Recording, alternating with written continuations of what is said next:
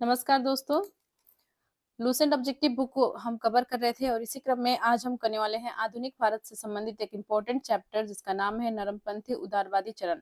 और जिसमें जो है 1907 का जो सूरत अधिवेशन हुआ था, जिसमें जो है कांग्रेस दो भागों में बट गई थी।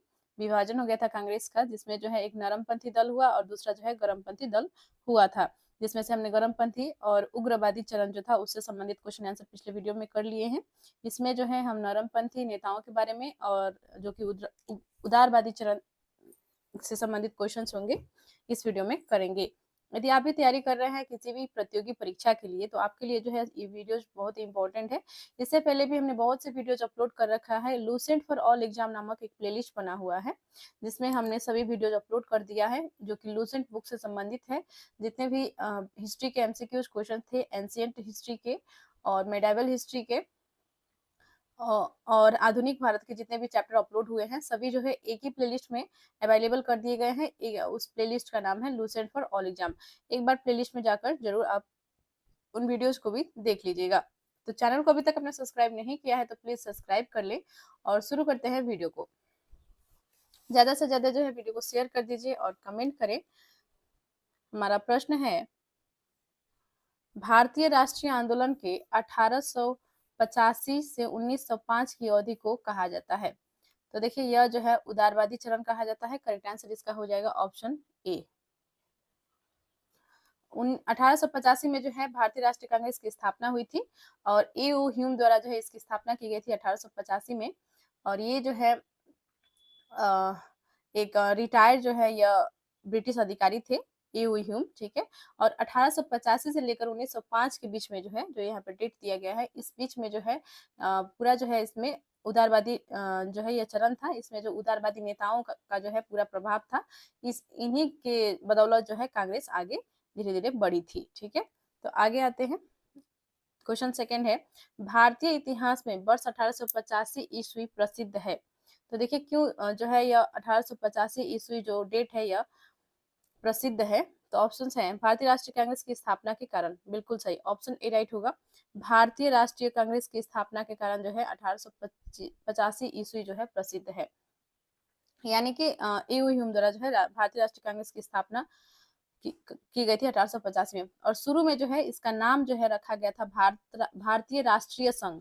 भारतीय राष्ट्रीय कांग्रेस जो है शुरू में ही नाम नहीं रखा गया था, इसका नाम रखा गया था भारतीय राष्ट्रीय संघ, ठीक है। और उसके पश्चात जो है 1886 में इसका नाम बदला गया। हालांकि स्थापना जो है 1885 में हुई थी, लेकिन 1886 में इसका नाम बदल कर जो है भारतीय राष्ट्रीय कांग्रेस कर दिया गया था, ठीक है। तो इसका करेक्ट आंसर हो जाएगा ऑप्शन ए। क्वेश्चन 3 देख लेते हैं। आधुनिक भारतीय इतिहास में गोकुलदास तेजपाल संस्कृत महाविद्यालय क्यों प्रसिद्ध है? तो गोकुलदास तेजपाल संस्कृत महाविद्यालय जो है भारतीय राष्ट्रीय कांग्रेस की प्रथम अधिवेशन जो हुआ था यहीं पे हुआ था, इसलिए जो है यह प्रसिद्ध है, ठीक है। भारतीय राष्ट्रीय कांग्रेस की प्रथम अधिवेशन जो है हुआ था गोकुलदास तेजपाल संस्कृत महाविद्यालय, इसलिए जो है ये प्रसिद्ध है। ऑप्शन 3 राइट होगा। नेक्स्ट देखते हैं क्वेश्चन 4। 1885 से 1905 के काल के भारतीय राष्ट्रीय आंदोलन में उदारवादी नेताओं का प्रभुत्व था। उनके आंदोलन का मुख्य ढंग क्या था? तो उनके आंदोलन का जो मुख्य ढंग था वह था संवैधानिक आंदोलन, ठीक है। करेक्ट आंसर हो जाएगा ऑप्शन बी। नेक्स्ट देख लेते हैं क्वेश्चन 5। भारतीय राष्ट्रीय कांग्रेस की पहली बैठक किस शहर में हुई थी? तो भारतीय राष्ट्रीय कांग्रेस की जो है गोकुलदास तेजपाल विद्यालय में हमने पढ़ा भी, ठीक है। और ये जो है किस शहर में हुई थी? तो यह हुई थी बम्बई में, ठीक है। देखिए हमने अभी भी इस प्रश्न में किया था गोकुलदास तेजपाल संस्कृत महाविद्यालय, ठीक है। और ये जो है कहाँ पर है आप पता कर लेंगे क्वेश्चन से ही। ये जो है बम्बई में स्थित है, ठीक है। बम्बई शहर में जो है भारतीय राष्ट्रीय कांग्रेस की पहली बैठक हुई थी। आगे देखते हैं क्वेश्चन 6। निम्नलिखित में से कांग्रेसी नेताओं में से किसको भारत का महान वृद्ध व्यक्ति, grand old man of India कहा जाता है? तो यह कहा जाता है दादा भाई नौरोजी को, ठीक है। और भारतीय राष्ट्रीय कांग्रेस की स्थापना जो हुई थी 1885 में हुई थी और दादा भाई नौरोजी के जो है इन्हीं के जो है प्रतिनिधित्व में जो है यह हुआ था। 1886 में जो है इसका नाम बदला गया था और नाम जो है इसका इन्होंने भारतीय राष्ट्रीय कांग्रेस रखी थी, ठीक है। इन्हीं के प्रतिनिधित्व में हुई थी। तो नेक्स्ट देखते हैं क्वेश्चन 7, और इन्हें क्या कहा जाता है? Grand old man of India, Bharat का महान वृद्ध व्यक्ति। नेक्स्ट है क्वेश्चन 7, किस गवर्नर जनरल के कार्यालय के दौरान, माफ कीजिएगा, कार्यकाल के दौरान भारतीय राष्ट्रीय कांग्रेस बनी थी? तो जब ये जो है बनी थी उस समय जो है किसका कार्यकाल था? यह था लॉर्ड डफरिन का। और जो है लाला लाजपत राय ने जो है अपने सेफ्टी बल्ब का यदि सिद्धांत यदि आप जानते होंगे तो उसमें जो है कहा है कि कांग्रेस जो था, या जो पार्टी भारतीय राष्ट्रीय कांग्रेस यह संस्था जो थी, ये डफरिन का दिमाग का ही उपज थी। और बहुत ही फेमस कोट है ये, कांग्रेस जो है डफरिन का दिमाग का उपज थी, ये कहा था लाला लाजपत राय ने। और उन्होंने यह भी कहा था कि ये जो है ब्रिटिशों द्वारा जो है इसकी स्थापना की गई, और उन्होंने ही जो है आदेश दी थी डफरिन ने एओ ह्यूम को इसकी स्थापना के लिए। लेकिन ये जो है सत्य नहीं माना जाता है, ठीक है। यह जो है माना जाता है कि ये जो है उनकी जो है यह विचारधारा थी, उन्होंने ऐसा सोचा था, लेकिन ऐसा सत्य नहीं था। और जिसे जो है हम सेफ्टी बल्ब का सिद्धांत भी कहते हैं, ठीक है, इंपॉर्टेंट है ये। आगे बढ़ते हैं, क्वेश्चन 8 है, भारतीय विश्वविद्यालय अधिनियम 1904 किस वायसराय के काल में पारित किया गया था?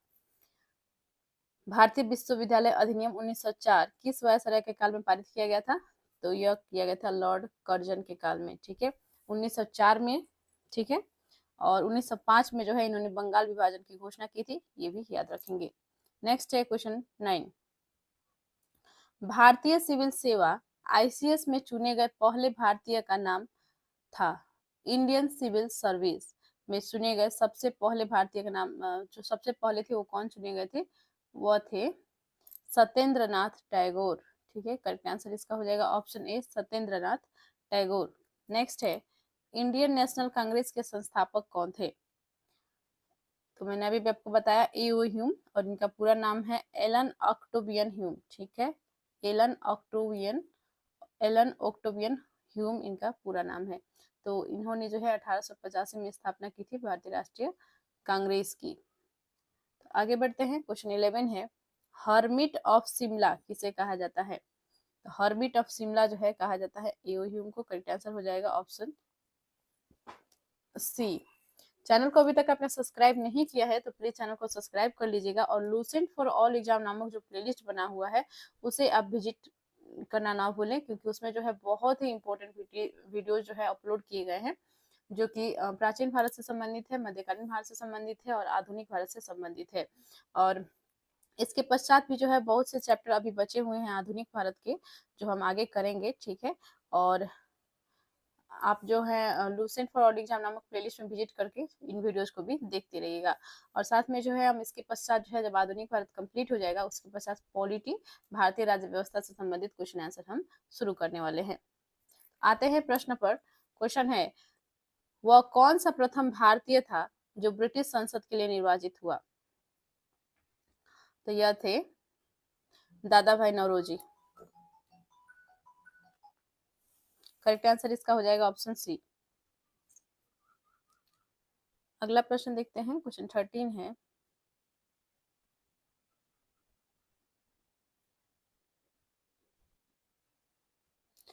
A nation in the making नामक पुस्तक किसने लिखी? A nation in the making नामक पुस्तक किसने लिखा था? तो यह लिखा था सुरेंद्र नाथ बनर्जी ने, ठीक है। करेक्ट आंसर हो जाएगा ऑप्शन सी, सुरेंद्र नाथ बनर्जी। आगे बढ़ते हैं, सुरेंद्र नाथ बनर्जी इसका करेक्ट आंसर हो जाएगा, ठीक है। और इन्होंने जो है पुस्तक लिखी थी a nation in the making, और ये जो है इन्होंने जो है इंडियन सिविल सर्विस परीक्षा जो है क्लियर की थी, और इन्हें जो है 1874 ईस्वी में इन्हें जो है पद से हटाया गया था। छोटी सी भूल के कारण से जो है इन्हें असिस्टेंट मजिस्ट्रेट के पद पर थे, और इनको जो है उस पद से 1874 ईस्वी में हटा दिया गया था। इससे संबंधित भी प्रश्न पूछे जाते हैं, याद रखेंगे। नेक्स्ट है क्वेश्चन 14, भारतीय राष्ट्रीय कांग्रेस के प्रथम अधिवेशन लगभग आखिरी समय पर पूना से बंबई स्थानांतरित किया गया, क्योंकि तो देखिए भारतीय राष्ट्रीय कांग्रेस की प्रथम अधिवेशन जो हुई थी वो 28 से 30 दिसंबर के बीच में हुई थी 1885 में ही, जब इसकी स्थापना हुआ था, ठीक है। और ये जो है बंबई के गोकुल दास संस्कृत महाविद्यालय में हुई थी, ठीक है, गोकुलदास तेजपाल संस्कृत महाविद्यालय में। और यहाँ पर जो है क्या हुआ था कि प्रथम अधिवेशन का जो है लगभग आखिरी समय पर पूना से बंबई स्थानांतरित क्यों किया गया, ये पूछा गया है। तो ये जो है पूना में जो है हैजा फैलने के कारण संयोजक कांग्रेस के प्रथम अधिवेशन का स्थान पूना से बंबई बदलने पर विवश हुए थे, ठीक है। पूना में क्या हुआ था कि हैजा जो है बीमारी है एक प्रकार की, और ये जो है बहुत तेजी से फैल रही थी। इसी के कारण जो है कांग्रेस के जो संयोजक थे उन्होंने जो है प्रथम अधिवेशन का स्थान जो है बदल दिया था, यानी कि पूना से जो है इसे बंबई स्थानांतरित किया गया था। तो करेक्ट आंसर इसका हो जाएगा ऑप्शन डी। नेक्स्ट है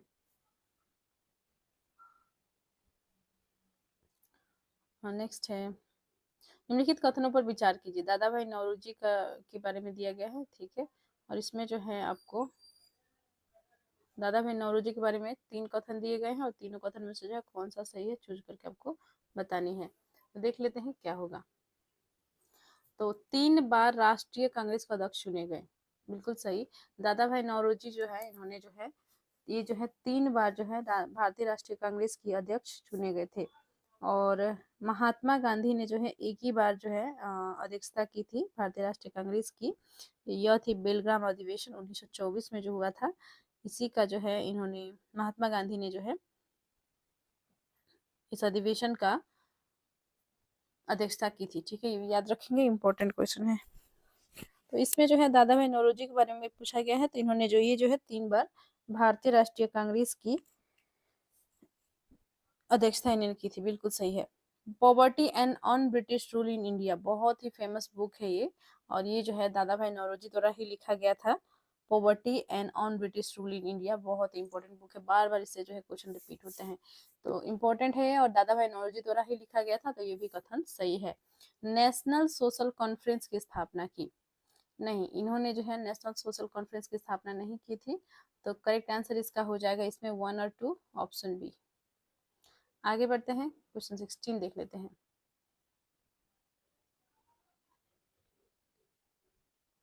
19वीं सदी के अंतिम चतुर्थांश में वह कौन सा तत्व था जिसने भारत में एक समान राष्ट्रीय दृष्टिकोण के उत्थान में एक महत्वपूर्ण भूमिका निभाई? 19वीं सदी के अंतिम चतुर्थांश में वह कौन सा तत्व था जिसने भारत में एक समान राष्ट्रीय दृष्टिकोण के उत्थान में एक महत्वपूर्ण भूमिका निभाई? तो था इसमें जो है देखिए सभी हो जाएगा।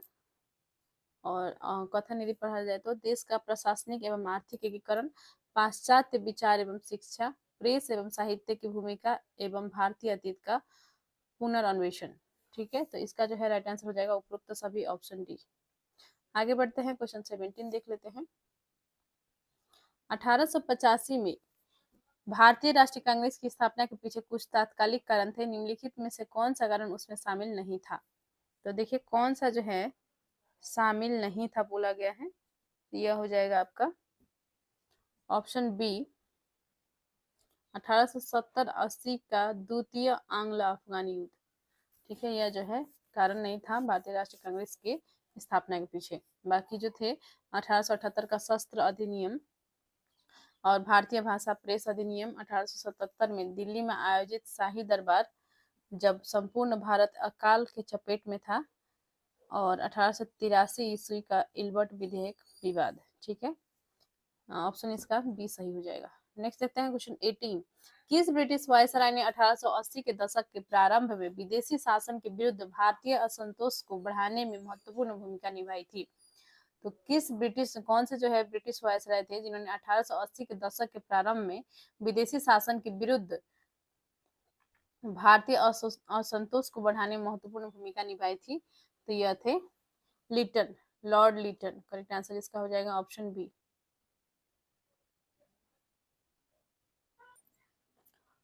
तो लॉर्ड लिटन ने ही जो है भारतीय का असंतोष और बढ़ा दिया था, क्योंकि जैसे कि इन्होंने जो है 1878 में जो है इन्होंने एक एक्ट पारित की थी जिसका नाम था वर्नाकुलर प्रेस एक्ट, जिसके तहत जो है भारतीय जो पत्रिकाएं होते थे उसमें जो है जो ब्रिटिश द्वारा बनाए गए नीतियां थे उनके विरोध में जो है नहीं लिखा जा सकता था। इस प्रकार से जो है रोक लगा दिया गया था उनकी आलोचना करने के लिए। ठीक है, तो इसी प्रकार के जो है इन्होंने बहुत से ऐसे जो है नीतियां बनाई थी और एक्ट पारित किए थे जिसने जो है भारतीयों का में जो है असंतोष को और बढ़ावा दिया था। तो करेक्ट आंसर इसका हो जाएगा ऑप्शन बी। नेक्स्ट है क्वेश्चन 19। लिटन द्वारा प्रस्तावित वैधानिक जनपद सेवा स्टैट्यूटोरी सिविल सर्विसेज जिसके तहत परीक्षा की आयु 21 वर्ष से घटाकर 19 वर्ष कर दी गई थी, कब लागू हुआ था? तो यह जो है लागू हुआ था 1878 ईस्वी में। पहले जो है सिविल सर्विस का जो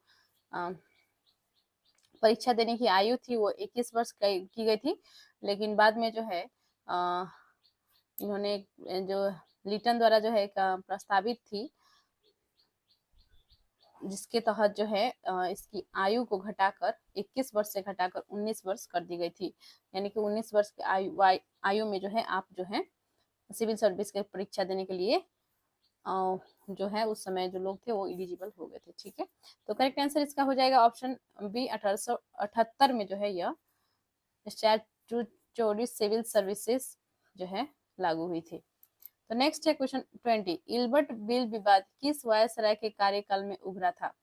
तो इल्बर्ट बिल विवाद जो है उभरा था रिपन के कार्यकाल में। ठीक है, और जो वर्नाकुलर प्रेस एक्ट था ये जो है रिपन द्वारा ही जो है रद्द किया गया था 1882 में।